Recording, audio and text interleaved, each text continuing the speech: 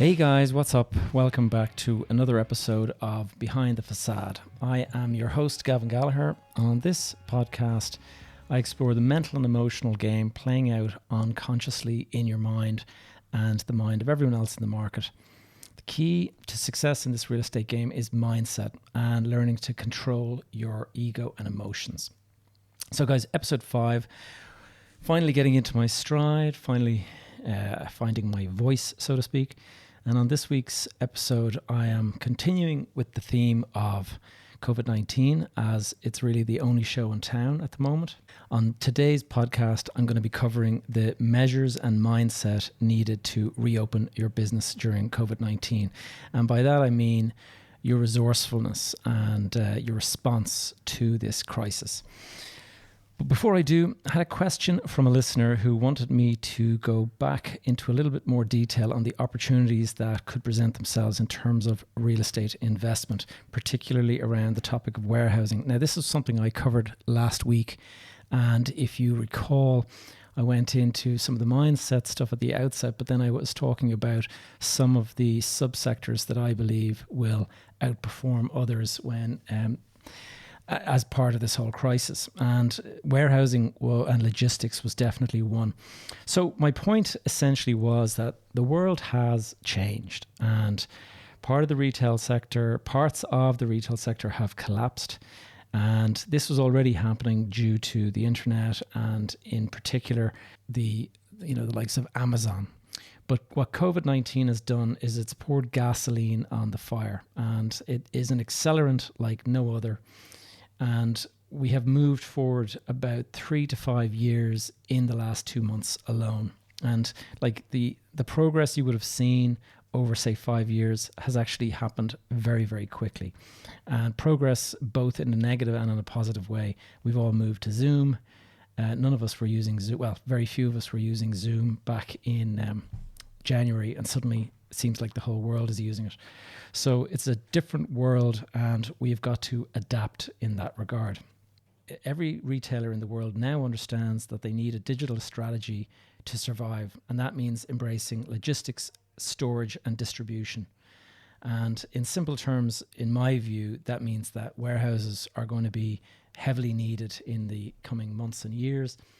And there's another aspect to the COVID-19 thing that I see increasing demand on logistics and warehousing, and that is that the national supply chain, you see, up until recently, we have had complete and utter dependence and reliance and confidence in the global supply chain. We assume that our factories have been set up in such a way that it's just-in-time delivery, just-in-time manufacturing, I think they call it. And it basically means that the factory doesn't carry any stock, that the stock is delivered as they're needing it. So the shelves are empty in the morning and the truck arrives with the stuff that they need, and they put their hands up and they can start their work. That's how it has worked to date. Global supply chain has been massively impacted by COVID-19. We saw it happen when Wuhan shut down. That's a major manufacturing area. And so a lot of stuff that we were all expecting to get started to get delayed, and there are ships all over the world that are stalled off the coast of China and various places because they just can't get loaded up because of COVID-19, or they can't because factories are shut. Huge delivery problems, and that knock-on impact on all of the manufacturing sectors, it's pushed everything back behind, and all of this is costing millions to the economy. And so I think as a result, as a response to this, you're going to see a huge number of businesses that decide that they are doing away with at least part of their global supply chain, and they're going to look for local suppliers to backfill some of that kind of risk. And I think that's going to mean that you're going to have a huge amount of warehousing required. You're going to have local suppliers having to carry much greater numbers of stock. And it's as simple as that. That's how I kind of see where this is. Suddenly, entire regions were shut down overnight, and that is something that is fresh in our memory now. And so I think governments in particular, where you're going to see huge increase in logistics and warehousing, is the national stockpile. And I only have to look to my own country here, Ireland. We ran out of PPE for our medical workers. We had to send multiple passenger jets to China. Our national airline, Aer Lingus, was loaded up with millions and millions of dollars worth of PPE, and it was flown back here in, I think they took them 24 flights to carry all of the PPE that we needed, fully loaded up aircraft. Now, that has cost us an absolute fortune as a country. Normally, we spend something like 30 million a year on PPE. This year alone, we have spent 208 million or something like that. Now, we're a tiny country, so you can imagine what the numbers are like in the UK, Germany, France, America. My mind boggles at the thoughts over there. So what we're looking at now is national stockpiles being sourced locally, and you're going to have a lot of countries that just have huge warehouses full of all this kind of emergency equipment. They will not take the risk of running out like that and having to bid against other countries and I've read all sorts of articles and papers where you've got the likes of Andrew Cuomo in New York trying to outbid other countries and other states, and places like Spain having a delivery hijacked by somebody else, and I mean it's a real mess. And I think a lot of countries are just going to say, no, we're not taking that risk again.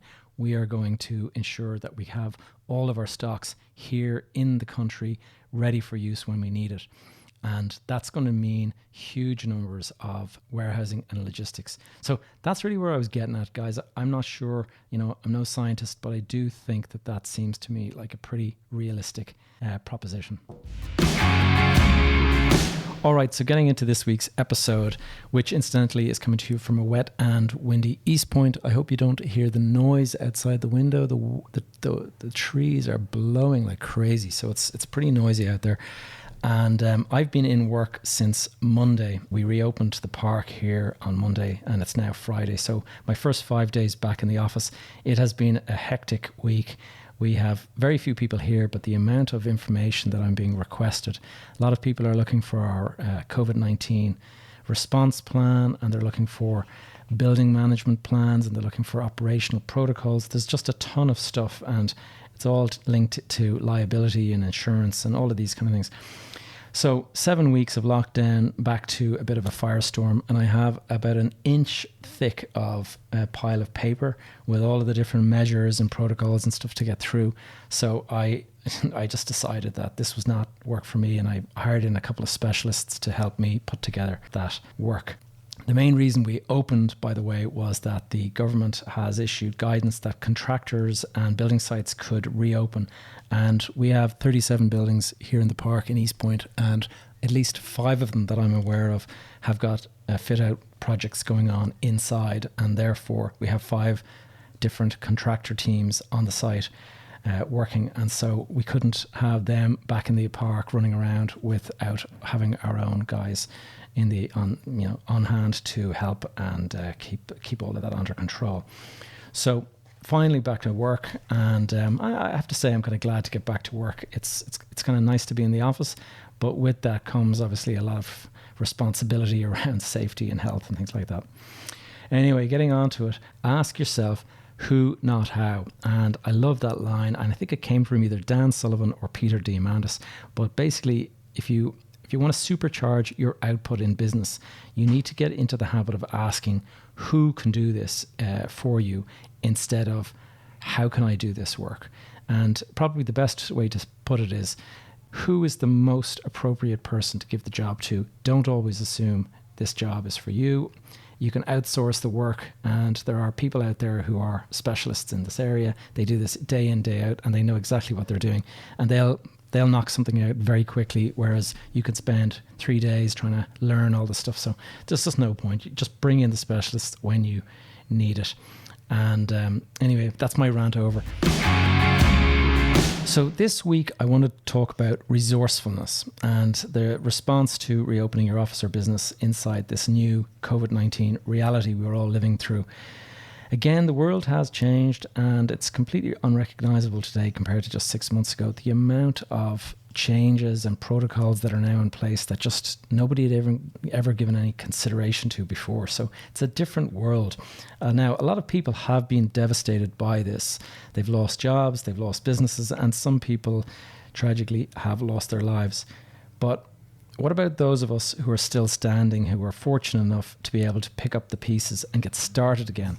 a huge amount of how you get out of this mess is going to be down to how resourceful you are and how flexible or willing to adapt you are. You need to be creative and you need to think outside the box. I'm seeing it every day. I'm getting emails from architects offering COVID-19 office redesign services. I'm getting waste collection people offering me new COVID-19 sanitation stations. I'm getting the same from furniture suppliers, from printers. Pubs are reopening as restaurants, and in some cases, garden centres. I don't know if you saw that on Instagram, but there was a photo going around of a pub and it had garden centre written at the front just so that I could reopen. So how can we as landlords and property investors get into resourcefulness and make ourselves as adaptable as possible? I know from speaking to people in my network that, for example, Airbnb has effectively been shut down by COVID-19. And with the lockdown and all that, just people have not been able to rent their short-term properties. So they're without an income. Prior to that, they were doing great. Travel and everything like that, the industry, the tourism industry, hospitality, it was all booming for them. Suddenly, overnight, they have lost that income. And so suddenly a huge number of sort of small apartments have been dumped on the market to try and get rents. And what's effectively happened is that the monthly rental rate has actually fallen because of that. And this is a knock-on that probably no one saw coming, because there's been a big housing shortage in this country anyway for the last while. And I think it's pretty much across the board. Airbnb, the success of Airbnb has been great for the shareholders, but it's not been great for residents in a lot of cities where they're trying to find long-term accommodation, and all they can find is short-term accommodation for Airbnb. So anyway, that's playing out in the newspapers and politically at the moment. But it's just a small example of people having to adapt. What you thought was a fantastic business, you had your apartment, you were getting lots of money every month from it. Suddenly, it's no longer viable, and you now have to turn into a long-term let. And maybe economically, it doesn't make sense at this rate that you're collecting per month. So this is all interesting, and it's going to be a while before we're back to the volume of people traveling around Europe and around the world, frankly. And so this is something that, as a small segment of the industry, if you're in the Airbnb business, you are in trouble. What else? So one of the areas I think that you really need to consider for resourcefulness is innovation. And technology definitely has a role to play. For those of you who follow my content for a while, you'll know that I'm an absolute nut for technology. Not just for the sake of it now, mind you. I think it is the key to the future for most businesses. And I look at history to kind of make that decision. And if you look at the world in the 1890s, if you start in 1890, there was millions and millions of horses living in the cities. Your taxi business was essentially a horse and cart. And it got so busy, in fact, that in 1894, there was a thing called the Great Horse Manure Crisis. And if you go and Google that, you'll find it quite amazing that there was so many horses living in the cities that you had piles of horse manure being stacked up on the streets just because there was nowhere else to put them. And it got to the point where cities saw the horse manure problem as one of the biggest problems for expansion, because the bigger the city got, the more that they needed horses to get around, and the more horses that got around, the more this problem created a mess. It was obviously a public health issue and various things like that. So millions of people getting around on horseback in 1894. Fast forward 20 years and everyone's going around in mechanical vehicles. Horse business is gone. So it's quite a fascinating thing if you look at it, that along comes the motor car and suddenly the horse business is finished. And it's called progress, essentially. But if you're on the wrong side of this business, then you're in a very difficult place. And a couple of years ago, I saw this myself. I was running a car park business, and the family have been operating a car park business since 1994. And so after 20 years in the business, it was, by the way, a fantastic business. It was a city centre car park. We built the building. We managed it directly. And it was a small enough place, but it fitted at like 170 something cars. And over the years, I watched it slowly decline as fewer people were driving in. There was a big push publicly for people to take public transport, and cycling became much more popular. And I was watching this, but I was also watching the technology, the magazines and the articles being published about autonomous vehicles. And I saw that Google were working on this, and Apple were working on it, and Tesla are working on it, and Uber are working on it. And I just sort of saw the future, and I thought, in a couple of years' time, who knows when? And, you know, some people predicted way too soon. Some people think it's never going to happen. But I assumed that this business that we were running would eventually be completely valueless, because you're going to have cars that just drop you outside your destination. You don't drive in any longer. You don't park your car in a car park. That will be considered old hat. And so I wanted out of this business. And so in 2017, we began a process of selling the business, and the deal closed in 2018. And we were absolutely delighted to get out. I can tell you, the final year was actually our worst year of trade in its 20-year history. And so we were extremely lucky to exit at the price that we did. And I just read an article in the paper recently about our old business. And I can see that the new owners have applied for planning permission to actually knock down the building and convert it into an office development. And so there you go. There's a business that was fantastic for 20 years, and suddenly it's gone. It's no longer viable. And you may think that you're sitting on a fairly handy number, that you're safe, but every single business is capable of being innovated out of existence. And so you got to get resourceful. You got to look at the future. You got to keep yourself constantly innovating. And by the way, there is a great book recommendation I can suggest for you guys, and that is The Inevitable by Kevin Kelly. And it's all about the future. Kevin Kelly is I think he was the founder of Wired magazine, and he's famous for an article he wrote called 1,000 True Fans. But one of the things that he did is back about 20 years ago, he wrote a book. I don't remember the name, or he wrote a paper, but he predicted everything that is now around us. He predicted smartphones, the internet, all of the stuff that we take for granted every day now in this modern technology world that we live in. He predicted it all 20 to 30 years ago. So fascinating guy. And what he's done is he's basically done it again in this book, The Inevitable. He is predicting the next 30 years, what we'll expect to see. And 30 years might seem like a long time, but believe me, it passes a lot quicker than you think. And so innovation and resourcefulness, guys, that is what you need to be looking at. And as Wayne Gretzky, the famous ice hockey player, said, you don't skate to where the puck is, you skate to where the puck is going to be. So look to the future and have a think about that. By the way, if you want to keep up to date on all the real estate innovation or property technology, then please feel free to tune into my YouTube channel, PropTech TV, or my website, gavinjgallagher.com, where I put up articles on this kind of stuff. All right, in closing out today's episode, I'd like to pose a couple of mental exercises for you to run through your head over the weekend. A lot of people are sitting at home at the moment, working from home, and they are basically waiting for this Covid-19 crisis to blow over so they can get back to normal life, get back to doing business as they had, and so on. They just want things to return to the way they were. And I can totally feel that. I have my daughter running around at home instead of going to school, and, you know, it puts pressure on the family. Maybe things will return to normal, but maybe they won't. And if you're an optimist like me, you could be sitting there thinking, yeah, it's all going to bounce back. And I certainly would like that to take place, because I've got a little baby on the way. And in August, we're expecting another child. And, you know, we'd like to see everything back to the way it was before. But I'm also a realist, and I've developed resilience over the years. And I actually think that, by the way, realism and resilience are two of the 6 R's that I talk about in some of my mindset coaching. But what I would like to just get at is there's an exercise here for you to run through your mind, where you basically assume that this COVID-19 crisis is not going to go away, that we are going to be dealing with it, say, for the next 3 years. Now, unrealistic and all as you might think that is, just entertain the thought for a moment as an exercise, okay? 3 years.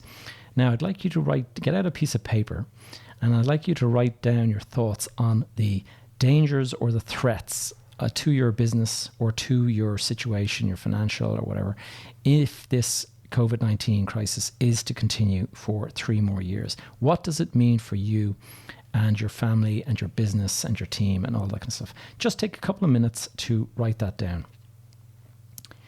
Next, I'm going to ask you to have a think about the opportunities that this COVID-19 thing is going to produce for your business and your personal situation if it continues. Now, at first, the first impression might be there are no opportunities, but come on, let's just be honest, that is lazy thinking. You do need to get resourceful here. And in the same way I talked about waste collection people sending me things about buying sanitation stations, like they weren't selling anything like this 6 months ago. Suddenly they're in the business of selling sanitation stations. So you've got to get creative and you got to start thinking outside of the box. What about technology? How can you introduce technology in your business? What about innovation? How can you innovate your business in some way so that this all becomes possible? And if you cannot think of anything, then maybe you're in the wrong business, similar to how I was in the car parking business. If you think the continuation of this for 3 more years means the end of your business, well, then maybe you need to face up to that reality, as we did with the car parking business. But I think if you just think outside the box, you might find that there are actual ways to adapt.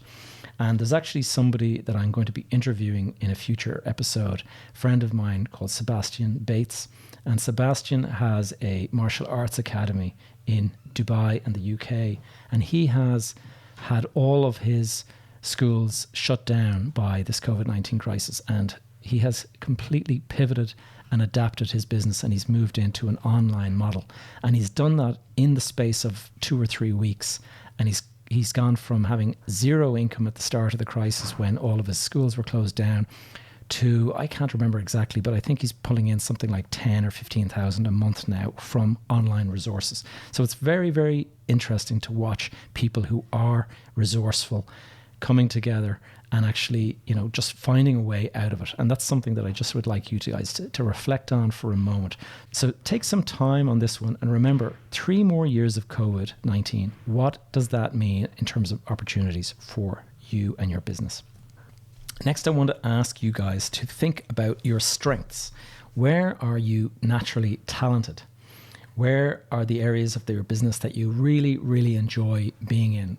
There's obviously parts that are boring and annoying, and you probably delegate those tasks to other people, but there are areas where you just excel and you enjoy every moment in it. And it's actually often called the flow state, when you're in a state that time just flies past because you're just so engrossed in your work and you're enjoying it so much.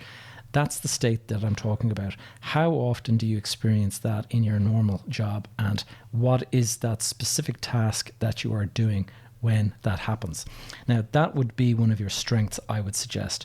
And so have a think about what if you were to having identified those, what if you were to double down on those strengths completely for the next 3 years? What would that mean for your business if you were to do that? And lastly, as you probably guessed it, I'm going to ask you to write down the risks of taking no action now. So let's just say 3 years from now, you just sat on your hands, you didn't do anything, and the COVID-19 crisis did not go away. What is that going to mean for your business? So taking action now, what is the risk if you don't do that? And I think what you might find is that you stand to lose a huge amount from sitting on your hands. And just all you need to do is just have the catalyst of an idea to go out there and convert your business, pivot away from something, move towards digital, online, whatever that may be. But now is the time to be looking at this and giving it some serious thought, because we could all be in for a very nasty shock if they suddenly say that, sorry, this vaccine isn't actually suitable, or it's, has very terrible effects on children or something like that. You just don't know what the future holds. And so you need to be thinking outside the box about how to do something, and just go and take massive action, but give it some thought and consider how this could all affect you. So there you go, guys. That's what I call my 3-year SWOT analysis exercise. And I know it's in the wrong order, but it's very hard to pronounce the word TOSWA, and therefore I decided to call it the SWOT analysis.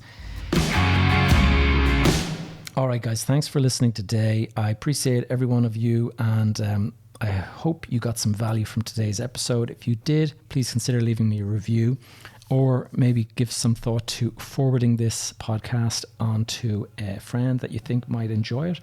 And lastly, and I'd love if you did, please reach out and get in touch with me using social media or my email hello@gavinjgallagher.com. Tell me where you're listening in from, and I'm happy to answer questions or topics that you'd like me to cover in future episodes.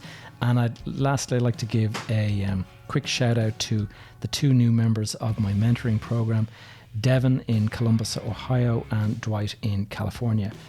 Welcome aboard, guys, and another episode over, and episode 6 coming next week. And so this is Behind the Facade, winding down, and I'll speak to you guys very soon. Thanks.